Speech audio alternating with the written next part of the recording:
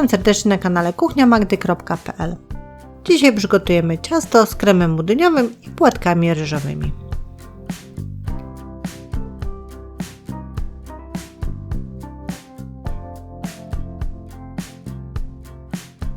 Na początek potrzebujemy przygotować krem budyniowy, do którego potrzebujemy 1 litr mleka, 3 budynie waniliowe bez cukru, 20 g mąki pszennej tortowej, 5 żółtek jaj, 150 g cukru i 200 g masła lub margaryny.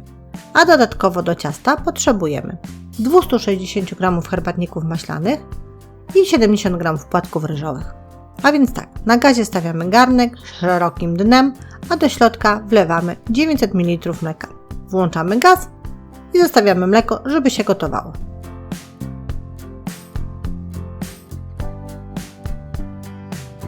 A my w osobnej miseczce dajemy sobie 5 żółtek jaj, włączamy mikser i ubijamy te żółtka aż podwoją objętość.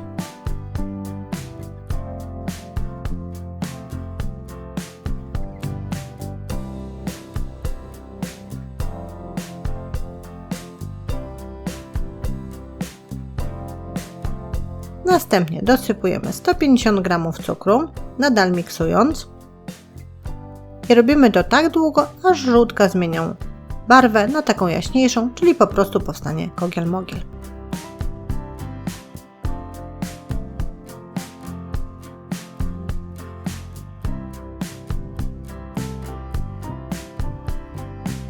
Teraz możemy dolać 100 ml mleka.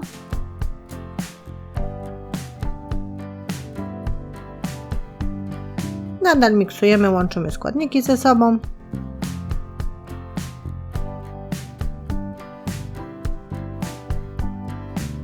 Dosypujemy 20 g mąki pszennej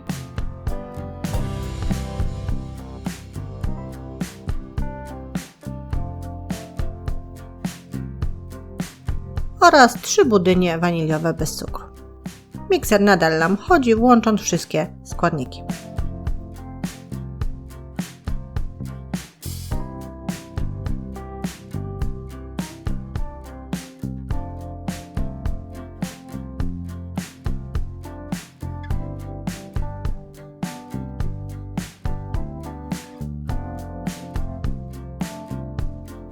Masa budyniowa przygotowana. Wracamy do naszego gotującego się mleka, które się właśnie już gotuje. Możemy teraz spokojnie tą masę budyniową dolewać do tego mleka. Cały czas mieszamy.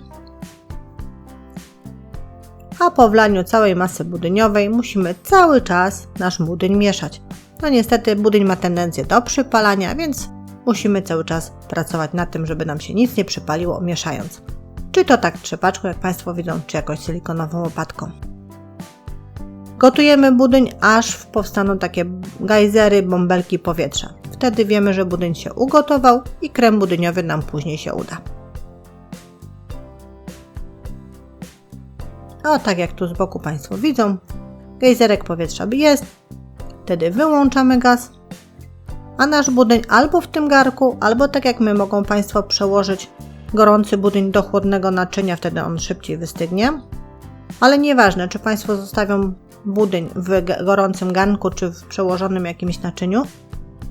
Z wierzchu musimy go przykryć folią spożywczą, ażeby nie zrobił nam się korzuszek, który później uniemożliwi powstanie gładkiego kremu budyniowego. I taki budyń zostawiamy do całkowitego wystudzenia. I niestety to troszeczkę potrwa, ale w międzyczasie musimy sobie przygotować kolejne elementy, jak na przykład płatki ryżowe. Naturalne płatki ryżowe, takie standardowe, bezsmakowe. W opakowaniu jest 100 g płatków ryżowych, ale my potrzebujemy jedynie 70 g. Łamiemy na kawałeczki.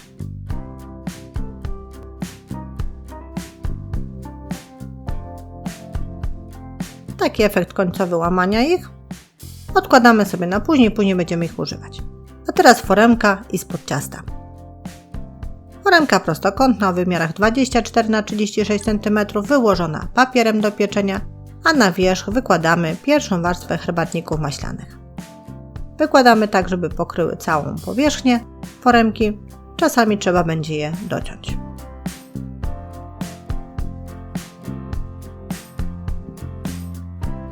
Foremka i spód przygotowany, wobec tego wracamy do naszego budyniu, który nam już wystygł.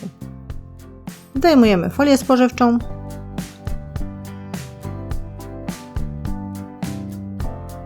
Budyń jest zwarty, jak Państwo widzą.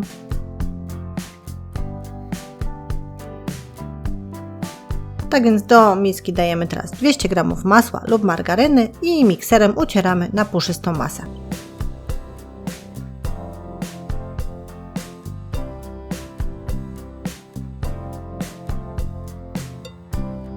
Teraz dodajemy partiami wystudzony budyń. Jak Państwo zauważyli, on jest na tyle zwarty, że nawet po odkrojeniu zachowuje swój kształt. I to jest dobrze ugotowany budyń. Jeżeli Państwo mają inny Państwu wyszedł, to proponuję od razu zrobić poprawnie budyń, bo może krem budyniowy nie wyjść. A my partiami dodajemy krem budyniowy do całości i miksujemy. Po dodaniu ostatniej partii budyniu nie przerywamy miksowania, tylko miksujemy nadal, aż ten krem budyniowy stanie się taki jedwabisty, taki gładziutki i troszeczkę jaśniejszy. Taki mniej więcej, jak Państwo tu widzą na załączonym obrazku. Na koniec odkładamy mikser, bierzemy łyżkę i dorzucamy do naszego kremu budyniowego nasze płatki ryżowe. Najlepiej zrobić to partiami, ponieważ musimy je obtoczyć w tym kremie budyniowym.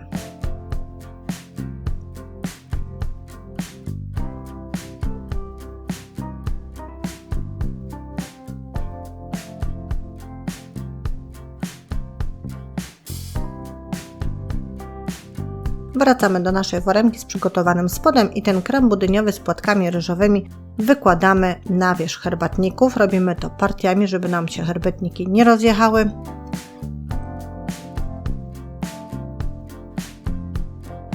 A po wyłożeniu całego kremu budyniowego z płatkami ryżowymi musimy go rozprowadzić równomiernie po całej powierzchni i wyrównać.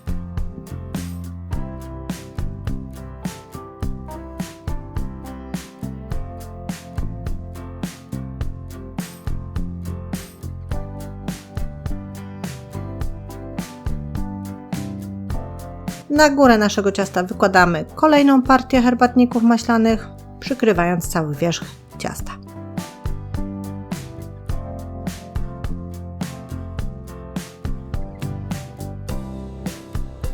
Na koniec lekko rękami dociśnijmy te herbatniki, żeby wszystko się wyrównało i zespoliło. Odstawiamy foremkę i zajmujemy się polewą czekoladową,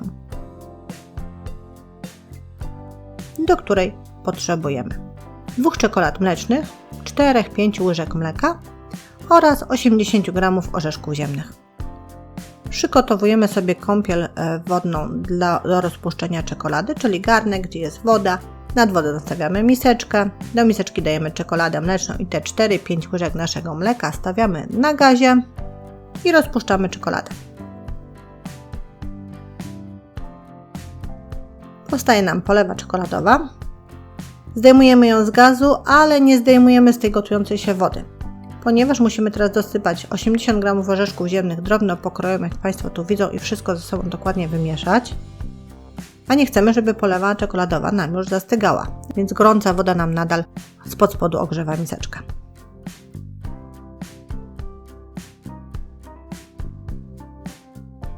No i teraz możemy tą polewę już wylewać na wierzch ciasta i rozprowadzać po powierzchni.